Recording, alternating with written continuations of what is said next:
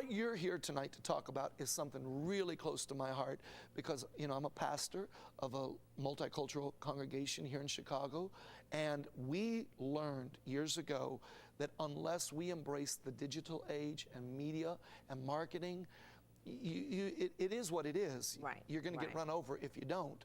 And I was telling you before the show started tonight, 10 years ago, if you'd have told me we'd have had a media pastor on our staff, I'd have been like, what's a media pastor? It's so important for churches to be relevant today. Yeah.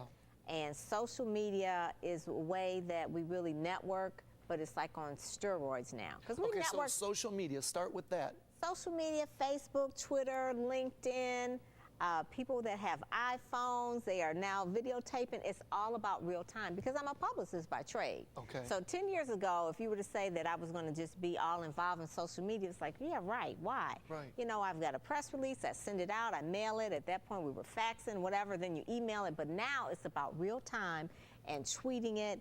You could see Barack Obama, how he ran his media campaign using Facebook, using YouTube, using all of that. Text messages. Text, Blackberries. I mean, so this is where the world is now. And Barack Obama's not a kid, okay? He's like in his 40s. Right. So it's like, it's not an option just to say, yes, I'm on Facebook, but to really be engaged. And that's really, it's the whole thing is like, people ask me, should pastors be on Facebook? Yes. If that's where the people are hanging out. Got to go where the people are. Right.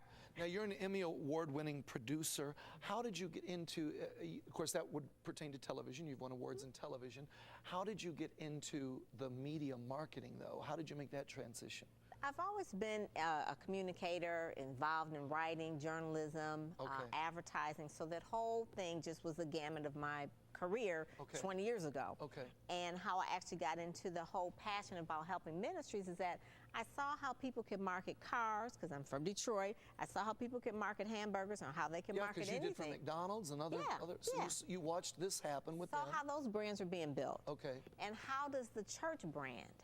And that's really what I learned. I learned a lot about branding because from the Salvation Army, that's the red shield, the red kettle, you know, they have the color red. I brand, I wear pink. So, you know, so I learned about branding from that.